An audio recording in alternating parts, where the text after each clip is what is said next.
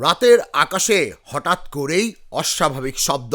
কয়েক সেকেন্ডের মধ্যেই সাইরেন বেজে উঠল ইসরায়েলের প্রধান আন্তর্জাতিক প্রবেশদ্বার। 72 ঘন্টা ময়েশ্চার লক সমৃদ্ধ লিলি বডি ওয়াশ, শিয়া বাটারের গুডনেস স্কিন রিপেয়ার করে রাখে সফট ও গ্লোয়িং। বেন গুরিয়ন এয়ারপোর্টকে ঘিরে মুহূর্তেই আতঙ্ক ছড়িয়ে পড়ে পুরো তেল আবিব জুড়ে। শুক্রবার এক প্রতিবেদনে আল জাজিরা জানায়, ইরান থেকে ছোড়া একাধিক ক্ষেপণাস্ত্র সরাসরি লক্ষ্য করে ছোড়া হয়েছে ইসরায়েলের প্রধান বিমানবন্দর বেন গুরিয়নের দিকে। সামাজিক মাধ্যমে ছড়িয়ে পড়া ভিডিও ফুটেজে দেখা যায় রাতের আকাশে আগুনের রেখা টেনে দ্রুত গতিতে ছুটে যাচ্ছে ক্ষেপণাস্ত্র।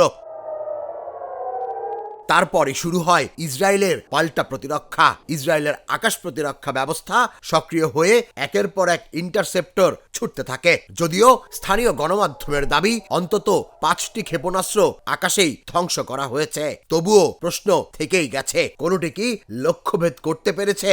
যদিও এ বিষয়ে এখনো কোনো আনুষ্ঠানিক মন্তব্য করেনি ইসরায়েলি সেনাবাহিনী।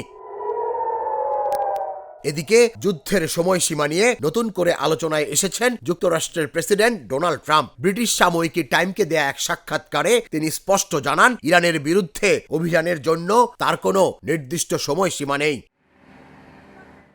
ফলে মধ্যপ্রাচ্যের আকাশে এখন এক অদৃশ্য উত্তেজনা। একটি ক্ষেপণাস্ত্রের আলো যেন নতুন আরো বড় সংঘাতের সংকেত হয়ে উঠছে। এখন প্রশ্ন হলো, এই যুদ্ধের শেষ কোথায়, যার উত্তর জানতে অপেক্ষা করছে পুরো বিশ্ববাসী।